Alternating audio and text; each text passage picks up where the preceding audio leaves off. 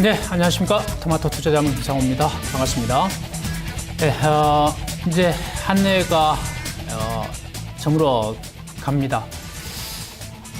기뻤던 일보다 주시장만 본다면 좀 악재 또 참 편치 않았던 일들이 더 많았지 않나 이런 생각이 드는데요. 자, 그래도 한 해를 잘 마무리하고 2015년을 맞이하는 또 희망을 가지고 이야기하는 게 저는 주시장 수익에 또 더 나은 삶을 위해서 좋지 않겠냐 이렇게 봅니다. 두 분 전문가 나와 계십니다. 먼저 인사 나누겠습니다. 안녕하십니까? 네, 안녕하십니까? 안녕하세요. 안녕하십니까? 네, 뭐 특별한 모멘텀 결국 뭐 크게 찾지 못하고 넘어가고 있는 정신인데요. 오늘이 배당 마지막 받을 수 있는 날이죠. 네, 그렇죠. 그럼 다음 주 월요일은 배당 낙일. 네. 다음 주 월요일 주식 사봤자 올해 배당을 못 받는 거죠. 그렇죠. 네. 자, 뭐 배당의 모멘텀 좀 있었습니까? 어떻습니까? 최근에? 요새는 뭐 배당하고 뭐 별로 상관관계가 없었던 것 같습니다. 일단은 뭐 또 시장에서 또 그렇게 또 이슈가 안 됐고 뭐 시장이 워낙 또 변동성이 심하다 보니까 뭐 배당에까지 지금 뭐 신경 쓸 겨를이 없었던 것 같습니다. 보통 보면은 이제 좀 시장이 안정되고 좀 상승장에서는 이제 배당도 조금 이제 노려보는데 올해같이 이제 마지막 12월 이제 원래 이제 이틀 남았는데 거래일로 이틀 남았는데 이틀 전까지도 지금 뭐 시장이 계속 변동성이고 어디 아직 중심을 못 잡기 때문에 이쪽은 일단은 지금 현재 뭐 배당은 사실 우리나라 배당 성향은 뭐 지난번에도 한번 언급해 드렸었는데 한 14% 정도 되거든요. 이제 배당 성향이라고 하는 것은 기업이 벌어들인 이제 이익에서 이제 어느 정도 이제 배당으로 주느냐 그 비율을 나타내는데 뭐 미국이라든지 뭐 유럽 쪽 이쪽에 비해서 뭐 상당히 좀 저조합니다. 특히 우리나라 같은 경우는 이제 뭐 우리나라 뭐 1등 기업이라고 할 수 있는 뭐 삼성전자라든지 뭐 현대차 이쪽에서 워낙 좀 배당을 좀 안 주기 때문에 지금 현재 상당히 좀 많이 좀 배당이 좀 적은데 한번 내년에는 좀 그쪽 뭐 삼성이라든지 좀 현대차에서 좀 우리 주주분들 위해서 좀 배당을 좀 많이 확대 좀 했으면 좋겠습니다. 네. 그러면 궁금한 게 있습니다. 보통 배당 낙일 이전에 주가의 상승이 나오는 경우가 보통적으로 좀 있고 반면에 배당 낙일 이후로 그러니까 올해로 기준으로 한다면 29일 다음 주 월요일서부터 며칠간 배당 나온 부분 또는 배당을 기대하고 주가의 상승을 이끌었던 그 수익 부분 그 부분을 뱉어내는 경우가 있었단 말이죠. 네. 그러면 올해 배당 낙일 전에 주가의 시세 차익이라든지 배당 투자 모멘텀이 없었다면 그 이후에 주가의 흐름 어떻게 봐야 되느냐요? 크게 뭐 하락의 이유가 없다고 봐도 무방한가요? 아니면 또 배당만큼만큼 뭐 주가는 또 빠진다 이렇게 봐야 되나요? 두 분은 어떻게 보십니까? 네, 제가 개인적으로 보고 있는 관점 자체는 이 통상적으로 이제 기관 쪽이나 외국인 쪽에서 집중적으로 자금이 들어올 때 이제 배당에 대한 포인트도 맞춰서 같이 들어오는 경향이 있는데, 오늘까지 사야 배당을 받을 수 있는데 그 부분들에 대한 투자 포인트를 잡고 들어온 자금이나 아니면 전체적으로 우리나라를 사는 자금들 자체가 없었기 때문에 그런 모멘텀 자체가 좀 없었지 않나 좀 이렇게 싶고 어쨌든 다음 주 월요일 되면 한 20포인트 정도 빠져서 시작을 합니다. 그렇게 되면 실질적으로 뭐 배당 종목군들이 하락을 좀 덜 했다고도 우리가 가정을 할 수 있겠고 충분히 그렇게 가정을 맞춰서 끼워 맞출 수도 있겠고 실질적으로 이 배당 낙일이 나오게 되면 배당주들 같은 경우는 배당만큼의 하락분이 나오기 때문에 뭐 상승을 하지 못했지만 하락을 좀 방어했다는 측면도 우리가 해석을 충분히 할 수 있을 것 같습니다. 네. 또 배당 낙이 일어나기 때문에 일단 약간 좀 하락해서 출발하지 않습니까? 그러면 상대적으로 보면은 이제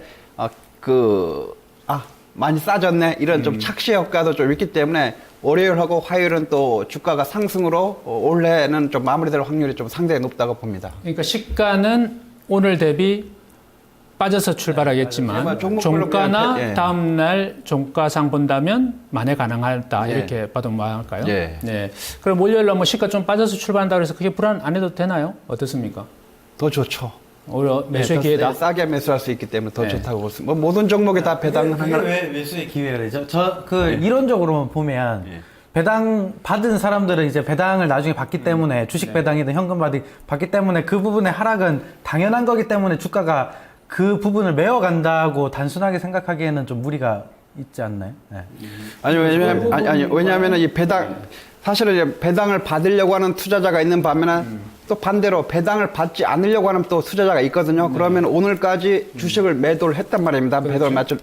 가지고 가지 않거나 그러면 이제 월요일 날 이제 그 매도한 것을 또 채워 넣으려고 하는 또 욕구가 또 강하게 나오게 됩니다. 그래서 뭐 배당이라든지 뭐 세금 관련 그런 문제 때문에 이런 걸 가져가지 않고 그냥 이제 주식 시세 차익만 뭐 노리겠다 이런 투자분들 상당히 많거든요. 결국 올해는 그 배당 시세보다는 시세 차익에 초점이 맞춰져 있다. 그러니까 매수세가 좀 더 강하게 유입될 공산이 크다 이렇게 보시는 거네요. 예, 그죠? 맞습니다. 예.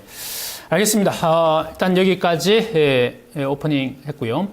자, 오늘 주간 탑 이슈 들어가기 전에 잠시 말씀드릴 것은 저희가 오늘 그리고 다음 주 금요일 2주간은 특집 개념으로 올해 마감 이후 내년 2015년을 준비하는 업종 전망을 한번 해보도록 하겠습니다. 가능하면 종목까지 한번 이끌어내 보도록 하고요.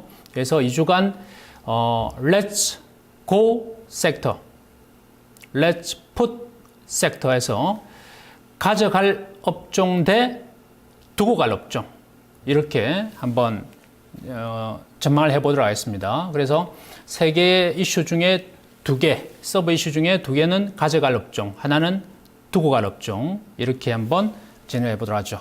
예, 그럼 들어가도록 하겠습니다. 파트 1 주간 탑 이슈입니다.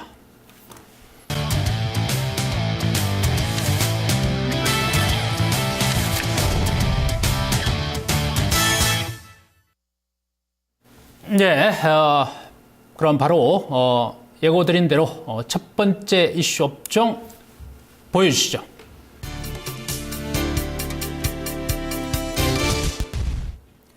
예, 먼저 첫 번째 렛츠고 업종, 가져갈 업종입니다. 그래서 현 보유하고 있는 업종 또는 우리가 신년도 매수해서 좀 중장기 관점이다. 지금 이 파트 1 섹터에서 우리가 다룰 업종은 단기적인 이슈가 아니라 중장기. 그리고 파트 2에서 두 남자 업종 배틀에서 할 때는 좀 단기적인 관점 업종 이렇게 보시면 되겠습니다.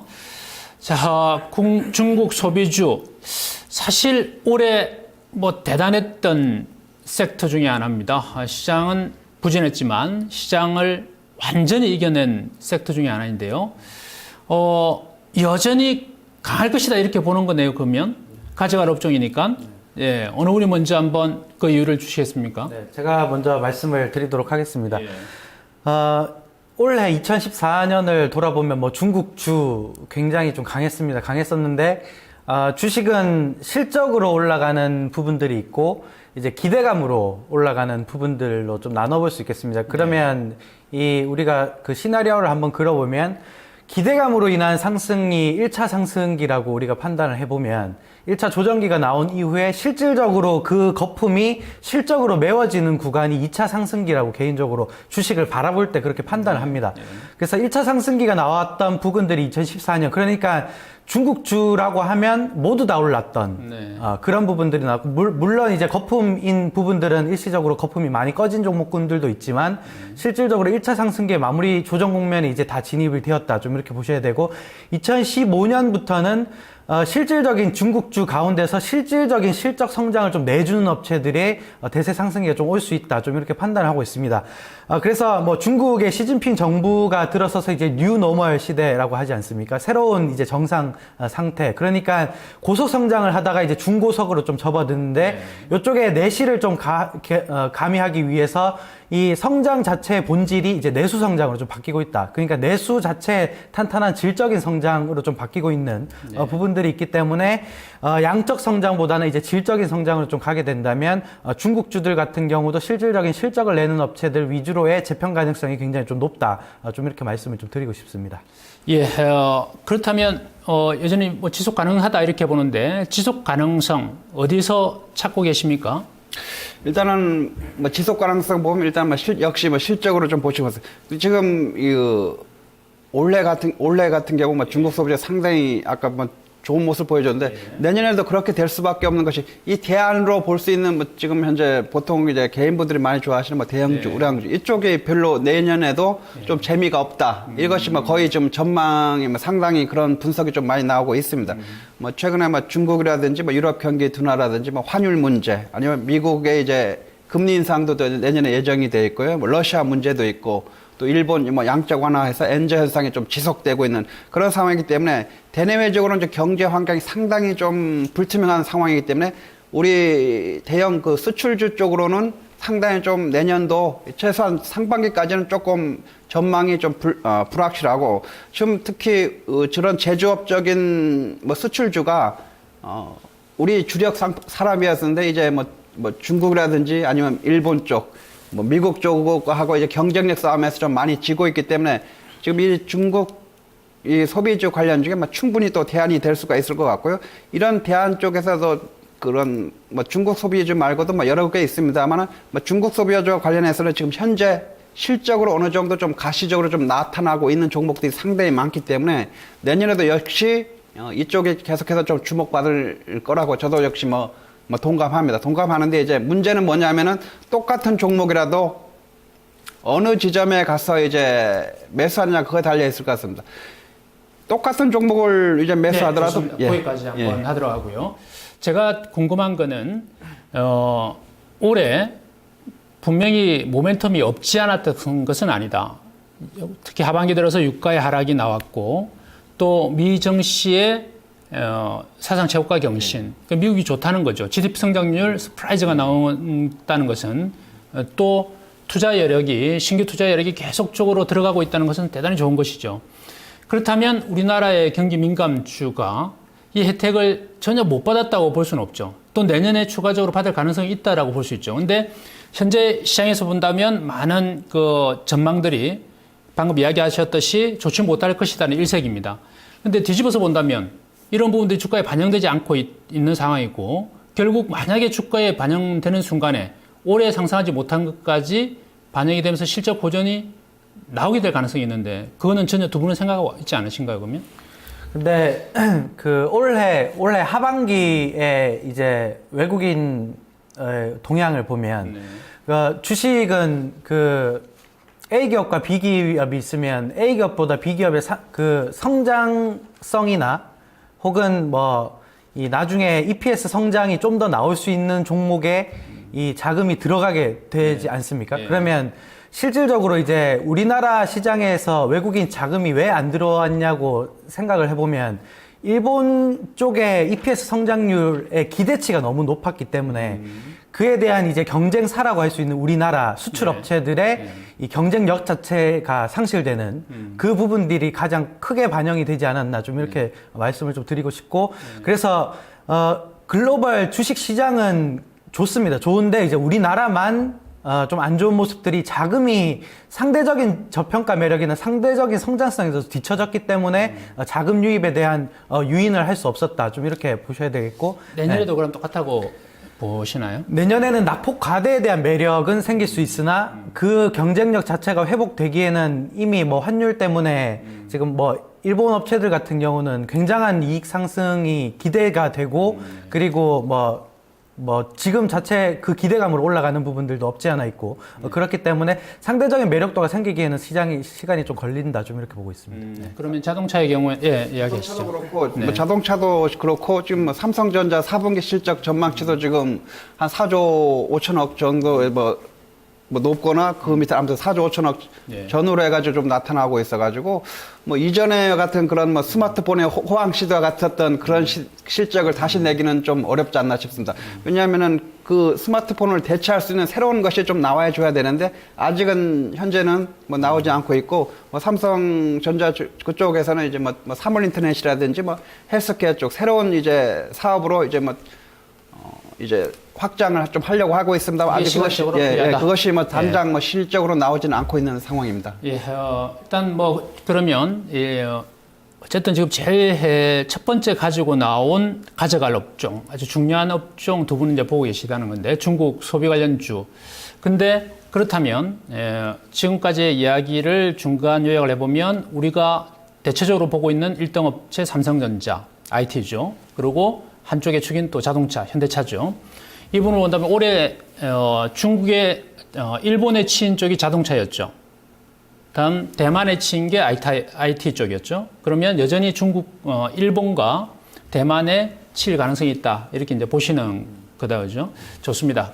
그렇다면 IT와 자동차는 여전히 상대적인 매력도가 떨어진다. 이렇게 이해를 하겠습니다. 자, 그러면 과연 중국 관련 주식이 저는 계속 궁금한 게 올해 1년 좋았다. 물론 2, 3년 계속 좋았던 적이 있습니다. 화학주라든지 이런 쪽도 마찬가지 자동차도 좋았을 때는 2년이 아니라 3년, 5년도 좋았죠. 그렇다면 중국 관련 주식들도 이제 작년이 올해가 원년이었고 내년에 한 번 더 상승할 수 있다 이렇게 보는 것이죠. 실질적인 내용, 이제 내용을 좀 알고 싶거든요.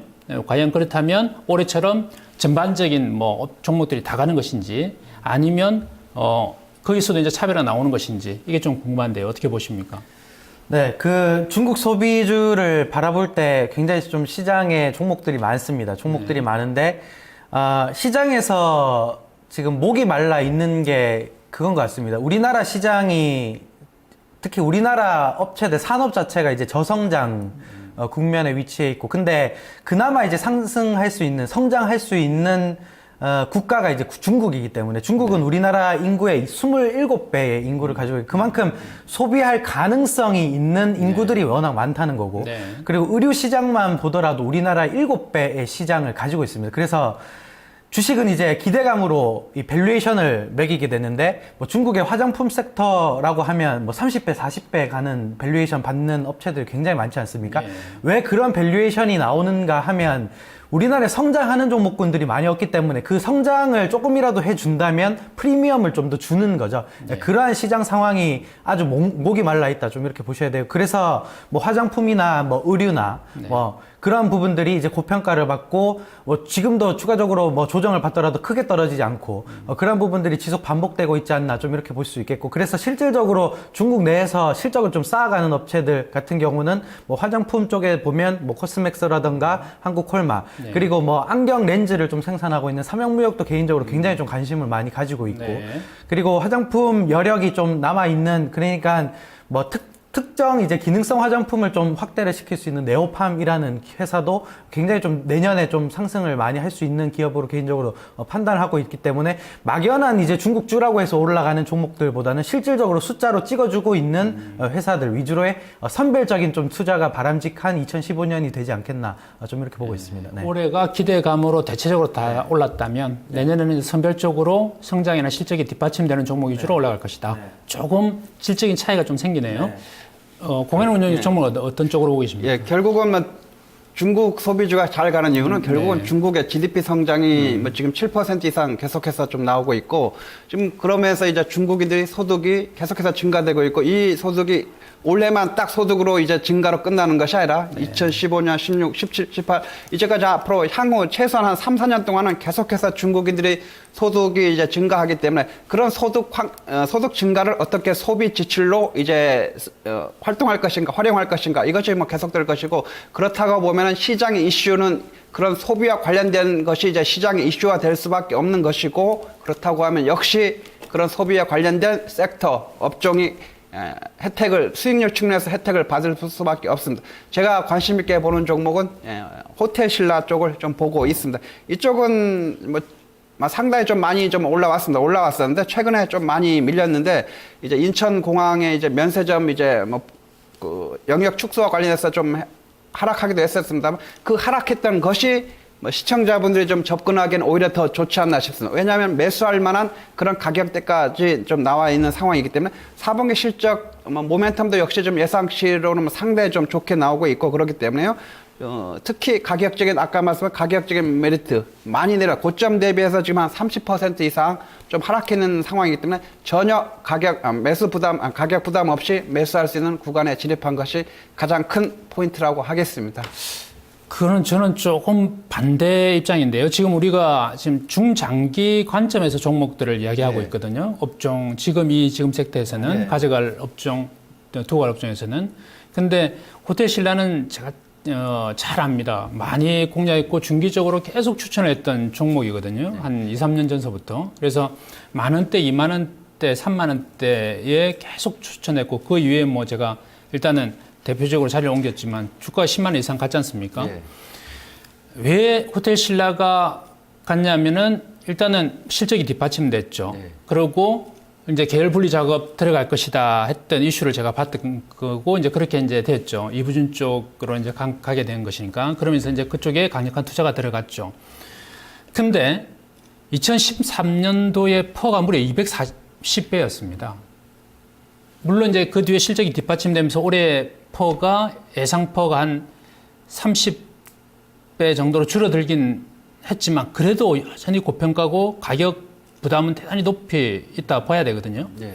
그렇다면 단기적으로는 고점 대비 30% 빠졌기 때문에 1월 뭐 1, 2월 올라갈 수 있지만 2015년도 전체적으로 놓고 봤을 때는 고평가일 가능성이 있는데요. 그 부분은 어떻게 봐야 되죠? 지금 원래 그 예상 지금 아직 뭐 4분기는 완료되지 않았습니다만 지금 매출액이 25% 정도 이제 늘어난 2조 9천억 원 정도로 좀 예상이 되고 있고요. 영업이익도 역시 63% 증가한 1,420억 정도 이제 전망이 되는데 지금 특히 면세점 부분이 뭐 아주 비약적으로 발전해서 이제 89% 정도 좀 나오고 있습니다. 지금 특히 내년에 올해도 올해지만 내년 실적이 더 지금 예상 실적으로 상당히 좀 35% 증가한 이제 매출액이 35% 증가한 이제 3조 9천억 원, 영업이익은 50% 이상 증가한 2,200억 정도 전망되기 때문에 계속해서 좀 이쪽 면세점이 호텔 신라의 그런 이익 모멘텀을 좀 갖고 가면서 주가 측면에서 뒷받침될 거다 이렇게 보고 있습니다.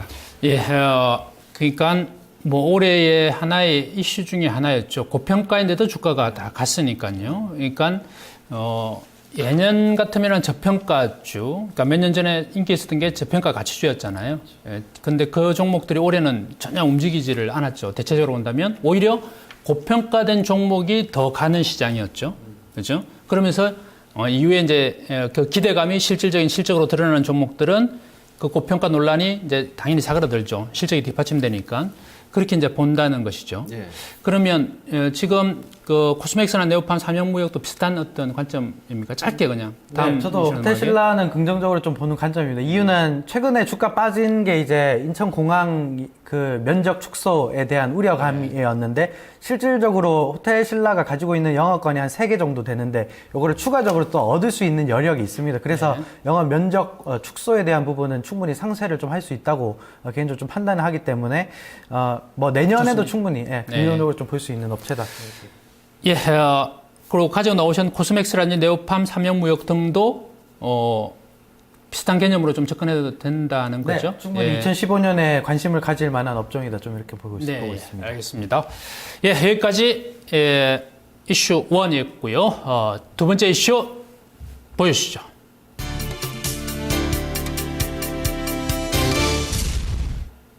예, 두 번째 렛츠고 업종은 제약 바이오입니다.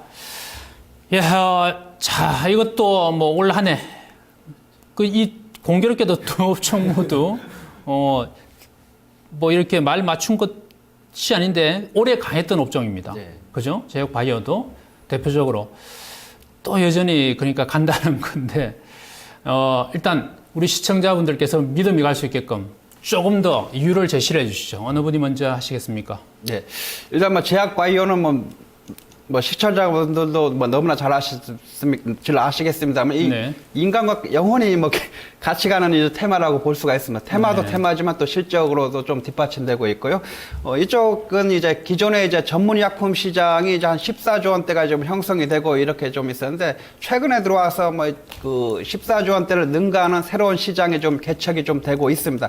한마디로 이제 헬스케어 쪽인데 이제 의료기기라든지 이제 원료의약품 쪽, 뭐 건강기능성식품, 또 수출이라든지 아웃소싱 쪽이 뭐 비약적으로 좀 발전되면서 이쪽 시장만 지금 16조 원이 새롭게 좀 조명을 받은 거기 때문에 제약이라든지 바이오, 뭐 헬스케어까지 포함해서 계속해서 좀 갈 것 같고요. 지금 뭐 수출 쪽이 특히 뭐 중국 쪽 밖으로 좀 수출이 뭐 상당히 좀, 그 다음에 일본 쪽도 지금 큰 폭으로 좀 증가하면서 뭐 4분기 영업이익이 한 14% 정도 좀 증가할 것으로 좀 보입니다. 특히 뭐 기저 효과라든지 이제 수출 쪽으로 이제 실적이 상당히 좀 큰 폭으로 좀 증가를 했는데요. 뭐 최근에 뭐 리베이트 투 아웃제라든지 이런 리베이트와 관련한 이제 규제가 있습니다만은 국내 업체들도 탄탄한 영업망을 또 갖추고 있기 때문에 그것은 곧 또 내년에 또 극복되리라고 보기 때문에 이쪽은 특히 더 신경을 쓰셔야 되겠습니다. 전문 의약품, 그러니까 우리가 일반적으로 이해하는 제약업체들, 예를 들어 동아제약, 뭐 종건당, 뭐 이런 쪽을 전체적으로 다 포함한 건지 아니면 특화해서 헬스케어 쪽으로 좀 이렇게 미래 성장이 있는 쪽으로 조금 나누어서 봐야 되는 것인지 어떻습니까? 네, 근데 제가 그 제약업체 담당자분을 한번 만나서 얘기를 해본 적이 있는데, 지금 제약 시장의 이제 현황이 어떻게 트렌드 자체가 어떻게 흘러가고 있냐고 하면, 예전에는 병이 나서 이제 치료를 하는 부근이 좀 많았다면, 최근에는 그 병이 나기 전에 이제 예방 쪽, 그러니까 치료보다는 이제 예방 쪽으로 좀 가고 있다고 합니다. 그래서 약가 인하도 2012년도에 좀 겪지 않았습니까? 그래서 제약업체들의 외형이 많이 줄어들었습니다. 실질적으로 많이 줄어들었고, 근데 물량으로 지금 커버를 좀 하고 있는 부분인데, 실질적으로 이제는 뭐 치료보다는 좀 더 예방, 그러니까 뭐 예를 들면 뭐 이 비타민이 부족해서 비타민을 먹는다던가 그런 예방 쪽에 좀 더 이제 성장률이 좀 나올 것이기 때문에 좀 조금 차별화돼서 좀 움직일 가능성은 좀 있지 않나 좀 이렇게 보고 있고, 그래서 뭐 순수 제약업체들도 긍정적으로 봅니다. 왜냐하면 고령화가 진행될수록 병이 뭐 발생되는 부분들이 좀 더 많아지고, 그러면 제약 뭐 약을 먹는 횟수도 좀 많아지기 때문에 이런 부분들이 있지만, 실질적으로 건강에 대한 이 수요가 좀 더 난다는 것은 치료보다는 이제 예방 쪽에 약품들이나 뭐 의료기기나 이쪽들이 좀 더 많이 들어간다 좀 이렇게 본다면, 의료기기 섹터도 중기적으로 좀 더 관심을 좀 가져야 되지 않나 좀 이렇게 보고 있습니다. 네. 그러면 좀 더 구체적으로 종목 위주로 한번 이번에 접근 한번 해보도록 하죠. 그 고혜란 운영께서 먼저 이야기 한번 해주시죠. 예. 지금 그 12월 달에 좀 새롭게 신규 상장한 또 바이오라든지 제약 관련 쪽이 상당히 많거든요. 지금 그쪽에 보면 뭐 대략 보면은 지금 최근에 가장 많이 갔던 종목이 이제 녹십자, MS 이런 종목은 뭐 6거래일 연속 뭐 상한가도 좀 기록하고 있고, 뭐 알테오젠이라든지 또 뭐가 있죠? 또 오늘 또 상장했던 것도 있고 그런데 한 6종목이 그렇게 6종목에 신규 상장하면서 좀 시장의 이슈가 조금 그쪽으로 좀 포커스가 좀 모여지고 있습니다. 그렇지만 이제 시청자분들은 그런 신규 상장을 당장 접근하기보다는요, 기존에 있었던 종목 중에서 아직 저가 매수세로 이제 접근할 수 있는 그런 종목에 특히 좀 관심을 가져야 되겠습니다.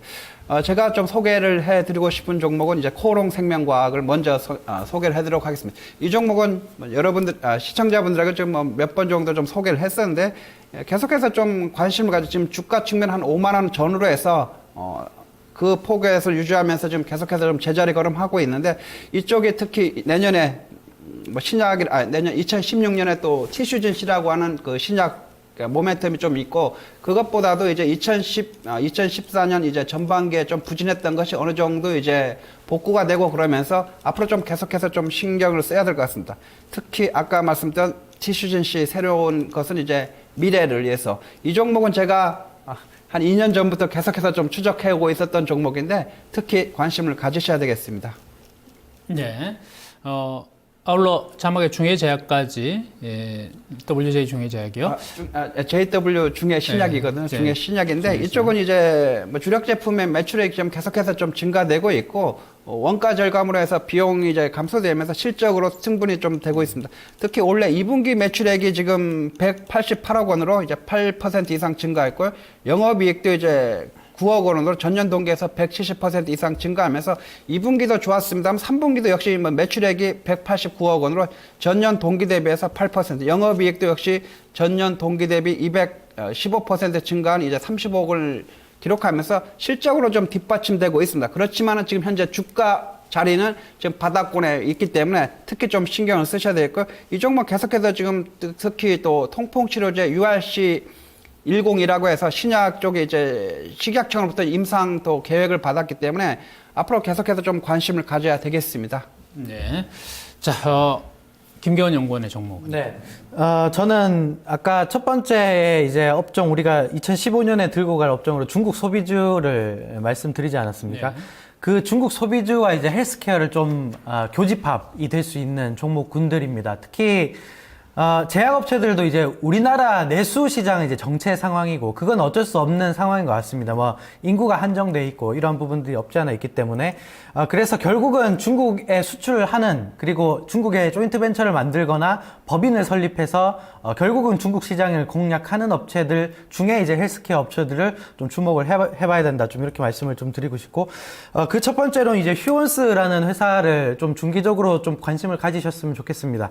이 회사는 뭐 오늘도 휴메딕스라는 이제 자회사가 상장이 됐지만 뭐 구강 그 마취제도 국소 마취제라고 하는데 이쪽을 기반으로 이제 뭐 의료기기라던가 뭐 마샤인, 더멀 마샤인이라고 있는 뭐 피부 관련한 이제 의료기기라던가 점안제를 만들기 위해서 이제 중국 쪽에 조인트 벤처를 만들어서 중국 공장을 지금 돌리려고 하고 있고 요 물량이 반영된다면 뭐 영업이익 한 200억에서 300억은 플러스 알파로 들어가는 부분들이기 때문에 중기적으로 우상향을 좀 크게 할 수 있는 종목이다. 좀 이렇게 말씀을 좀 드리고 싶고 그리고 더불어서 이제 DHP 코리아 같은 이제 인공 눈물을 좀 생산하는 업체들 같은 경우는 인공 눈물은 지금 거의 가동률이 100% 풀로 돌아갈 정도로 이 지금 없어서 못 파는 수요가 그만큼 나오고 있습니다. 특히 중국 쪽에도 지금 인공 눈물에 대한 수요가 굉장히 좀 많이 늘어나고 있는 부분들이기 때문에 DHP 코리아 같은 경우는 증설 2015년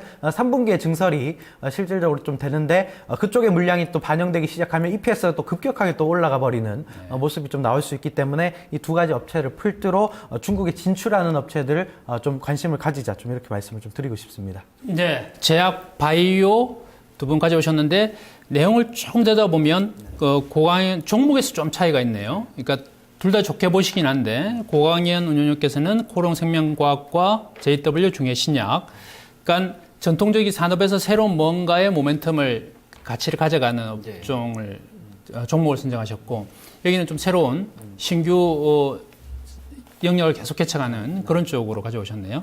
예, 좋습니다. 어쨌든 제약 바이오 좀 더 넓혀서 기기까지 보셔도 좋다 하는 것이죠.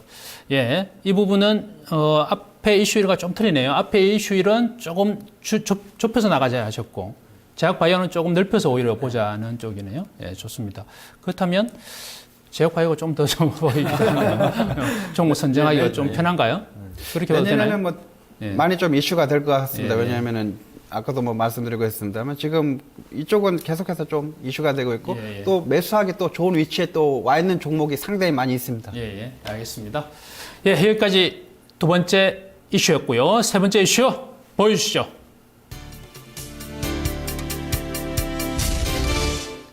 예, 렛츠 풋. 예, 두고 갈 업종입니다. 여기에 대형 건설사들을 뽑았습니다. 건설주인데요. 자, 여러분, 주식에 있어서 가능하면 뭐 좋은 이야기, 수익 이야기를 저희도 하고 싶습니다. 근데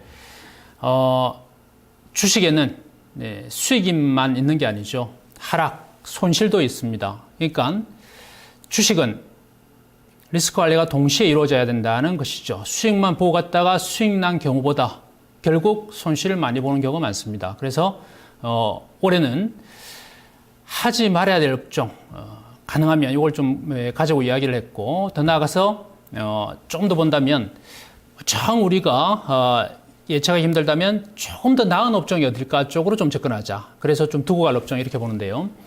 올해 토마토 투자자문이 저희가 잘한 것 중에 하나로 본다면 수익도 수익이지만 조선업종 같은 조선주 같은 종목을 하지 말자. 저희 이제 책임 업종 스터디를 매주 월요일 4시 반에 하고 있는데요.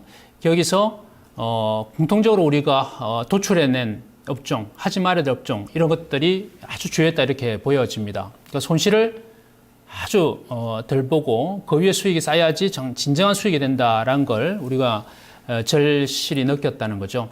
여러분들도 2015년 만만치 않게 출발할 것 같습니다. 1분기는. 그렇다면 필히 리스크 관리가 된 상태, 그 위에 수익이 쌓여야 된다.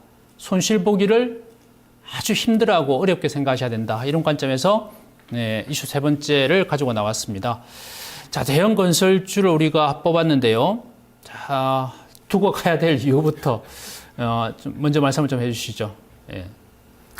일단 대형 건설주는 보통 주 활동 무대가 우리 국내보다는 해외 쪽인데 지금 현재 해외 쪽 수주 상황이 그다지 좀 좋지가 않습니다. 뭐 특히 또 유가 하락과 관련해서 유가도 거의 뭐 짧은 단기간 내에 거의 반토막 수준까지 좀 왔는데 특히 그 유가로 한마디로 먹고 사는 나라는 이쪽 중동 쪽이 우리나라 대형 건설주들 많이 좀 지출하고 거기서 이제 실적으로 이제 뒷받침되고 있는데 그쪽에서 이제 새로운 발주가 지금 연기되거나 좀 현재 좀 취소되고 있는 상황으로 좀 나오고 있기 때문에 이것이 당분간 유가가 갑자기 급반등하기는 좀 힘들 거기 때문에 이런 상황은 최소한 내년 적어도 상반기까지는 계속 좀 지속될 거기 때문에 특히 대형 건설주 쪽은 좀 접근을 좀 자제하셨으면 좋겠습니다. 예. 그러니까 해외 수주 모멘텀이죠. 유가 하락이 실적에 어렵고 그런 건 아니죠. 바로 유가가 주가에 반영되는 건 아니죠, 그죠? 유가 때문에 그러니까 그쪽에 수주가 줄어들 그렇죠. 것이라는 우려감이죠. 그렇다면 그건 좀 길어질 수 있다는 부분이 되는 건가요, 결국에는? 저도 그러니까 건설주도 이제 차별화가 좀 돼야 된다고 봅니다. 근데 막연하게 이제 건설주가 안 된다는 의미보다는 해외 쪽에 수주를 받는 회사, 특히 이제 중동 쪽에서 수주를 받는 회사들인데 유가가 하락하게 되면 이 중동 업체들이 이제 수주를 좀 덜 하게 되고 그리고 이제 조선 업체들 같은 경우 특히 유가를 뽑아내는 그 플랜트라고 하는데 우리가 플랜트 시추선 같은 부분들을 이제 수주를 받아서 하는 조선 업체들 같은 경우는 유가가 하락하기 때문에 유가 더 뽑아낼 이유가 없기 때문에 거기에 대한 이제 수주도 좀 우려감이 있을 거고 그러한 부분들과 이렇게 연결시켜서 좀 생각을 좀 해보시면 된다. 좀 이렇게 말씀을 좀 드리고 싶고 그래서 건설주들도 국내 주택 사업만 이제 하는 현대산업이라는 회사들 같은 경우는 오히려 괜찮습니다. 괜찮고 GS건설이나 해외 쪽에 이제 공사 수주가 좀 많은 대우건설이나 대림산업 이런 섹터들은 단기적으로 좀 우려감이 좀 있을 수밖에 없다. 좀 이렇게 말씀을 좀 드리고 싶습니다. 네, 그래서 우리가 이제 대형 건설주를 가지고 나온 이유는 대형 건설주 하면은 대림산업, 현대건설, GS건설 이런 데잖아요. 1, 2, 3위가. 그렇다면 이제 대형 건설주라고 이야기했지만 내면적으로는 해외 수주의 비중이 높은 쪽이죠. 결국 그게 이제 상위 대형 건설주니까 그렇게 보시는데 조금 더 들어가면 해외 수주와 연관되어 있다 이렇게 이제 보시면 되고요. 자, 그렇다면 해외 수주와 연관되지 않은 내수업체는 상대적으로 괜찮다 이렇게 봐도 되나요? 최근에 주가 상당히 좋았죠. 급등이 나오고 고무산업 같은 경우 상한까지 들어가고 그 이유가 어디에 있죠? 결국 이제 좋아진다고 보는 건가요? 내수 경기는? 그 부동산 3법이죠 이제 최근에 나왔대. 그게 아마 시장에서 단기적으로 좀 이슈가 됐고 그래서 좀 상승이 좀 나왔다고 보고요. 주택법이라든지 도시 및 주거 환경 정비법 그다음에 이제 재건축 초과 이익에 대해서 환수를에 대해 관해서 이제 국회로 이제 본회의 이제 통과한다 이런 또 소식이 전에 3년간 하면서 이제 개정안이 지금 곧 통과한다 이런 소식이 들려면서 강력한 또 시세 모멘텀을 좀 주기도 했는데 이것이 지속적으로 갈지는 역시 좀 두고 봐야 될 것 같습니다. 이것이 단기성 재료로 끝날지 아니면은 조금 더 시장에서 이슈가 될지는 좀 봐야 되는데 그렇게 이 시장 자체가 이 재료 자체가 부동산 합법이라는 그것이 앞으로 계속적으로 시장을 끌고 갈 만한 큰 대형 호재는 아니다. 이미 어느 정도 시장에서 예견이 되어 왔던 것이기 때문에 크게 이슈가 되지는 않을 거다. 그래서 대형 건설주 쪽에 이런 모멘텀으로 작용하기는 조금 힘들다. 이렇게 보고 있습니다. 그 중소형 건설사들은 상대적으로 괜찮다. 그나마 좀 근데 그것도 타 업종 대비하면 앞에서 말씀했던 업종 대비해서는 또 별로다 이렇게 보셔야 되는 건가요? 근데 저는 그거를 좀 바라보고 싶습니다. 이게 정책적인 방향과 동행하는 산업은 굉장히 좀 중요하다고 봅니다. 왜냐하면 정책적으로 밀어주는 부분이기 때문에 지금 박근혜 정부가 들어서서 9월 달에도 이제 주택시장 개선에 대한 부분을 좀 냈고 이제 3법 합의도 이제 여야가 좀 합의를 좀 하면서 분양가 상한제도 지금 7년 만에 폐지가 되면서 국내 주택은 전반적으로 이런 정책적으로 밀어주는 부분들이 계속 나오지 않을까 좀 이렇게 싶고 그게 워낙 내수가 침체하다 보고 그리고 11월 달과 더불어서 12월 달도 거래량이 완전히 좀 줄어드는 모습이기 때문에 이쪽을 본다면 정책적으로 밀어주는 사업 자체, 산업 자체는 굉장히 좀 긍정적으로 봐야 되지 않을까 좀 이렇게 말씀드리고 싶습니다. 정책적으로 밀어준다고 해서 그것이 당장 효과로 나타난 것은 뭐 지난번에 그 상승 나온 그걸로 만족하고 예, 건설업종은 조금 더 시간을 봐야 되고 그 건설업종 그 자체보다는 그거에 이제 부속되고 할 수는 뭐 건자재 쪽으로서 요새 같은 경우는 이제 시멘트 업종이 지금 상당히 좋거든요. 시멘트 쪽으로 이제 뭐 성신영이라든지 쌍용양이야 이런 종목 아니면 한일 시멘트 요 삼형제 종목은 이제 뭐 저도 뭐 기존부터 계속 관심 있게 보는 종목들인데 이런 종목에 오히려 더 관심을 가져야지 건설주 그 자체보다는 아직은 건설과 관련된 자재 그쪽에 더 포인트를 둬야 될 것 같습니다. 좋습니다. 자연적으로 그럼 한번 넘어가 보죠. 그러니까 대안은 우리가 찾아드려야 되니까 일단 작은 대안은 단기적으로 봤을 때는 뭐, 대형 건설사 그러니까 해외 수주가 많은 건설사보다는 국내 수주 비중이 너무 높은 중소형 건설사가 유리하다이고 그보다 나은 대안은 건자재 쪽이다 이렇게 보는 거다 그죠? 건자재는 올 상반기 대단했죠 사실은 작년 연말서부터 뭐 주가가 두세 배 오른 종목이 상당히 많이 나왔고요. 대형주 중에서도 LG 하우스 같은 경우에는 작년 올해 주가가 더블 이상 갔습니다. 이 시장이 안 좋은데도 불구하고 올해도 50% 이상 갔다가 이제 결국에 하반기에 좀 내려왔지만 올해 플러스 마감될 공산이 대단히 높거든요. 그렇다면 건자재는 실질적인 이제 뒷받침되고 있다 이렇게 보고 그래서 올라가는 거죠. 그러니까 중소형 건설사들이 경기가 좋고 실질적인 실적이 나오고 있는 거죠 지금. 상당히 주가 많이 올랐는데도 저평가된 종목이 많이 있더라고요. 그거는 앞으로 더 괜찮다 이렇게 봐도 되나요?